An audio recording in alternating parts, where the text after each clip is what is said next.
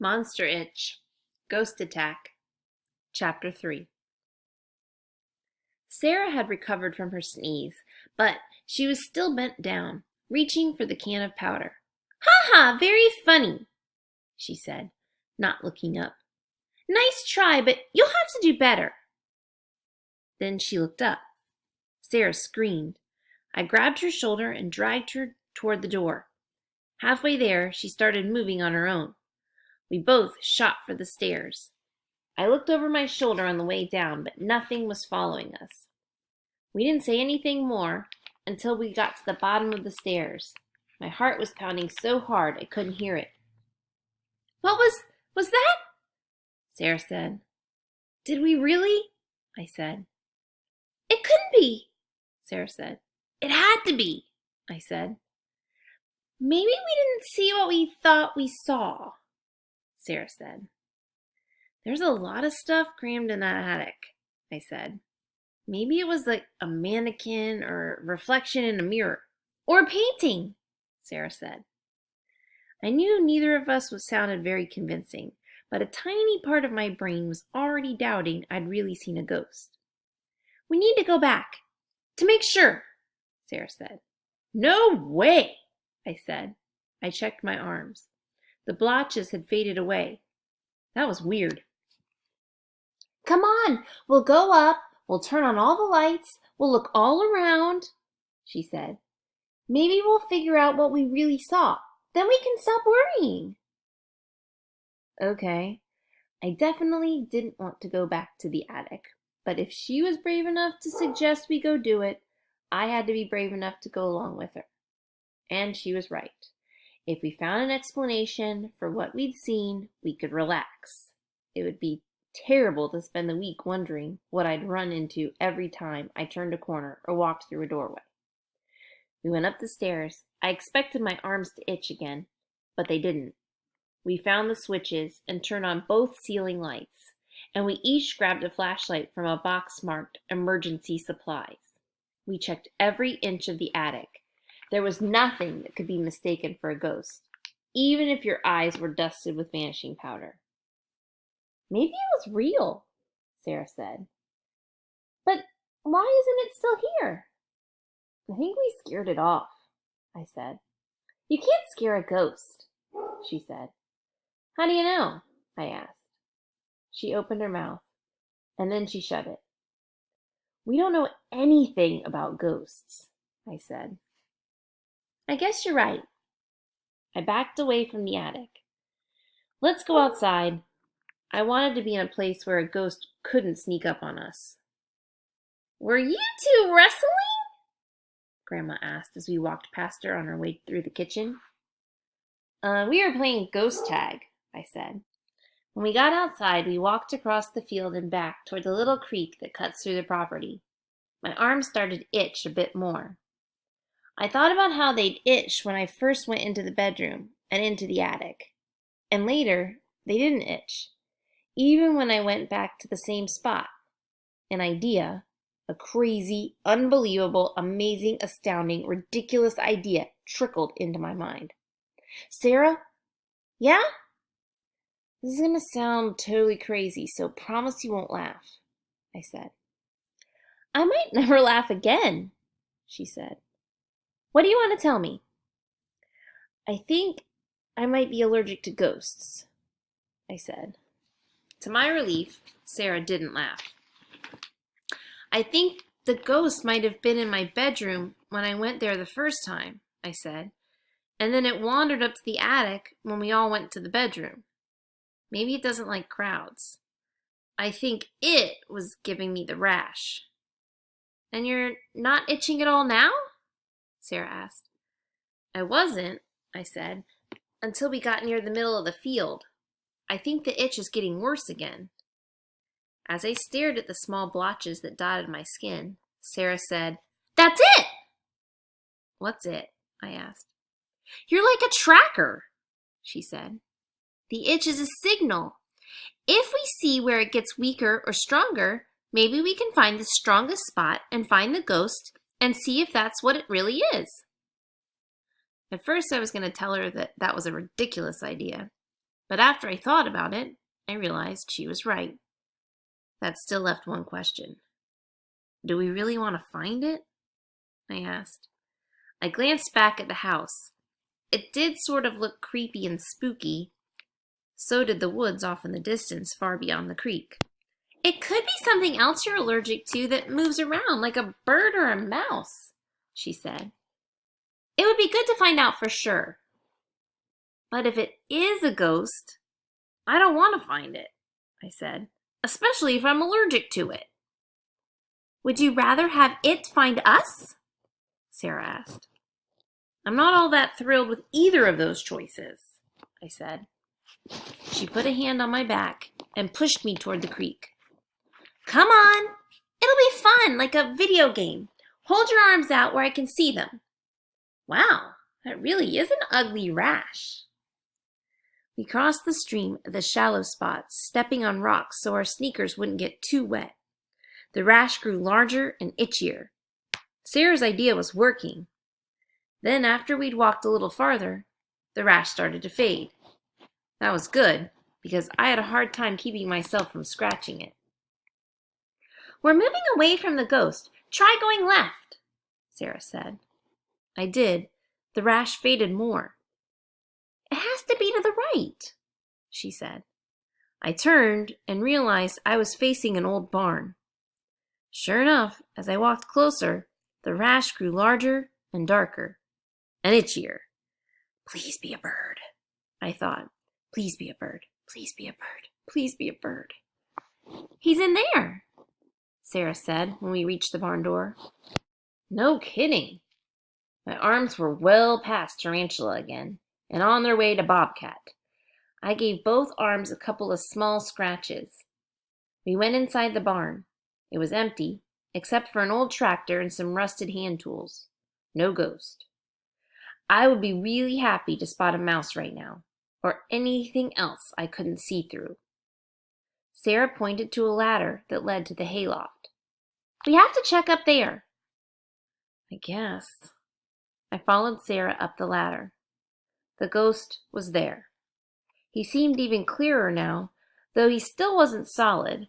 I could make out the small buttons on his shirt, the larger ones on the vest he wore over it, and the tufts of hair that were trapped by the strap of his visor. He drifted toward me. I shouted. Sarah screamed. The ghost fled over to the far wall, and then he paused, as if leaving the shelter of the barn scared him. A moment later, he went right through the wall. Nice going, Sarah said. You scared him off. I thought you didn't believe ghosts could be scared, I said. I changed my mind when I saw you scare it, she said. Me? I said. Yeah, you, she said. With that high-pitched scream of yours. I didn't scream, I said. I shouted. You screamed, she said. No, I didn't, and your scream is a lot louder and higher than mine, I said.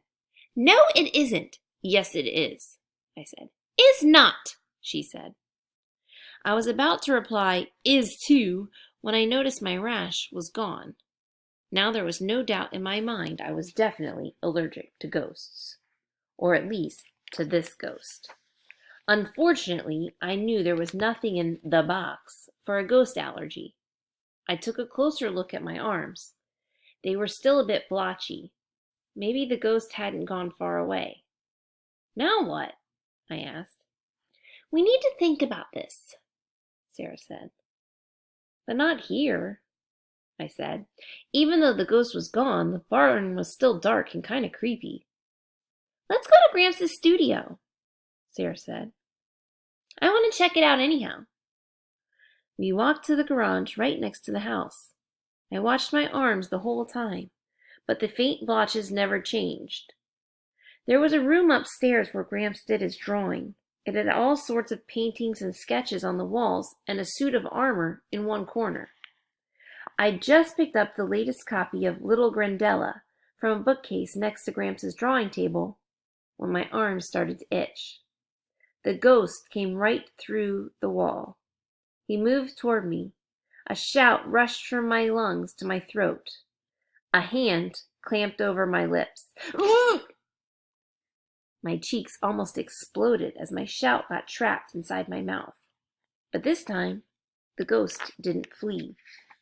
Instead, he reached out like we were playing ghost tag, for real. Sarah screamed right in my ear. The ghost didn't seem to be bothered by that.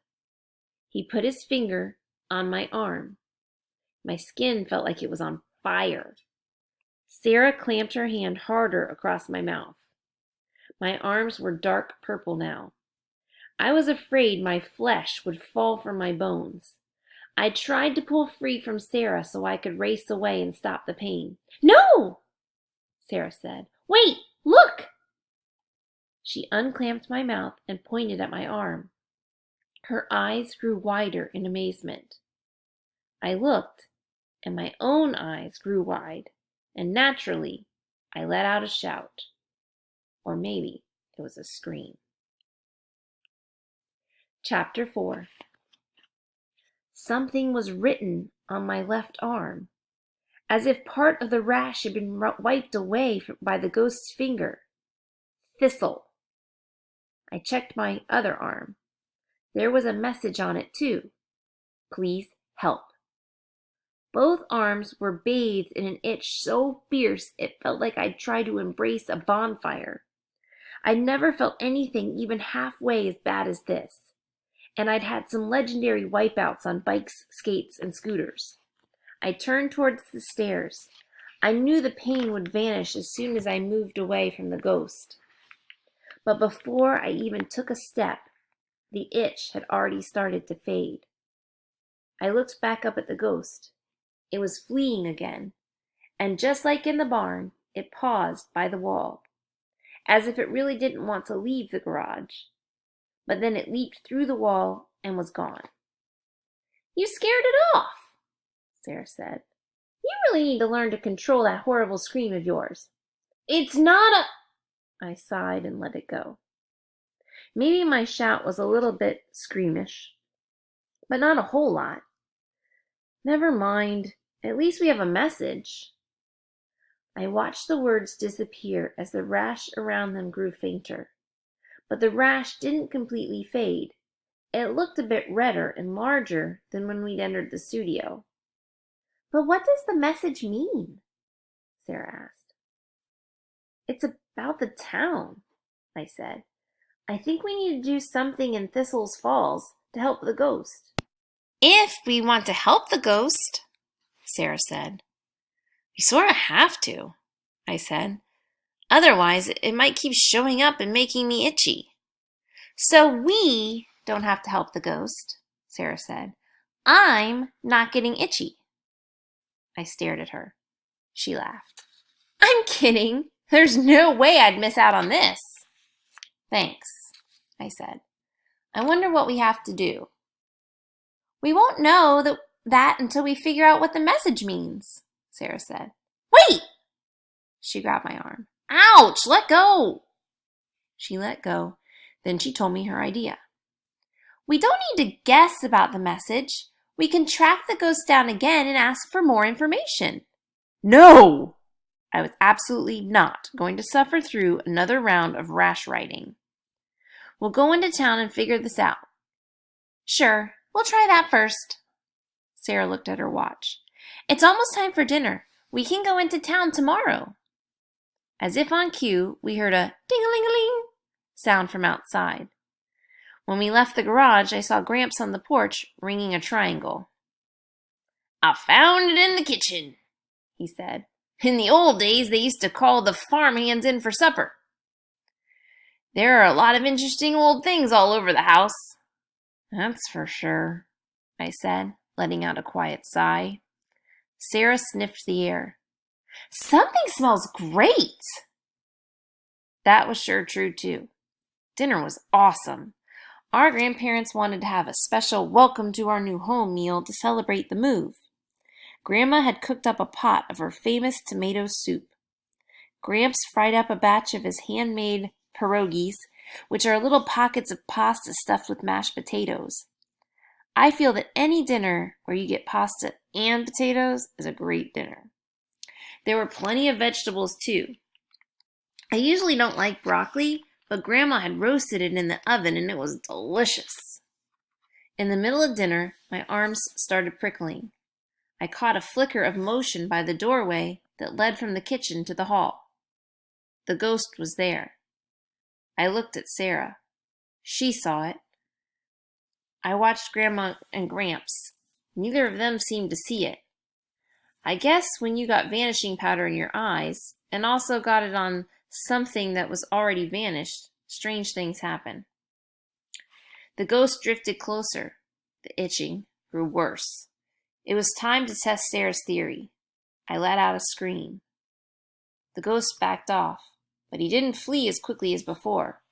I think he was getting used to my scream. Grandma and Gramps leaped from their chairs. "What's wrong?"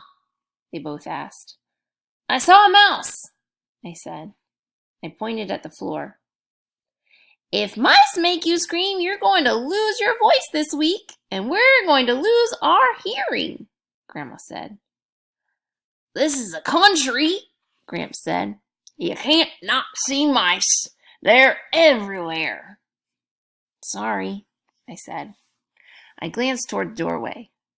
The ghost was gone. For now. I checked my arms. They were a little blotchy. I didn't think my grandparents would notice yet. But if the blotches got much worse, they'd see them for sure. And maybe tell Mom. Even worse, what if they saw the fully formed monster rashes? They would totally panic. I tried not to worry about all of this as I finished my food. "I can't believe it," I whispered to Sarah when we were clearing the table after dinner. "About the ghost?" she whispered back. "No, about the broccoli. It was great. I even had a second helping. I mean, the ghost was hard to believe, but me liking broccoli was truly amazing." After dessert, did I mention there were 2 kinds of pie? We played board games until everyone started to get sleepy. "Guess I'll go watch a little television," Sarah said after we'd put away the games.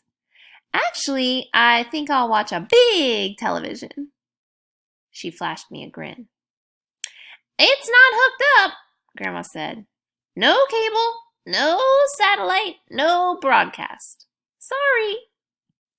It was my turn to flash Sarah a grin, though I knew no matter how much she might tease me, if the TV worked, she'd share. She might like to make me suffer a bit, or a lot, but she wasn't selfish. "At least I brought my phone," she said. "No signal for that either," Gramps said. "We do have a landline if you want to call your folks later." Sarah and I looked at each other. No TV, no internet. Where were we? Both grandparents pointed to a bookcase. "That's your entertainment," Gramps said. I went over and studied my choices. There were lots of books about monsters. No thanks. I'd had enough supernatural creatures for one day. There was a thick book about ghosts. Sarah grabbed that. "Try this one," Gramps said, handing me a book called Treasure Island. "I loved that story when I was your age. Still do." Thanks. The cover looked pretty cool, with promises of pirates. I took the book upstairs and got ready for bed. Then I started reading. Gramps was right. Treasure Island was an exciting story. But after a long car ride, a day spent running around outside, and a belly full of a little too much dinner and a lot too much pie, I was half asleep before the end of chapter 1. As I put the book on my desk and turned off the lamp, I felt the last thing I'd want to feel alone upstairs in the dark. My arms started to itch.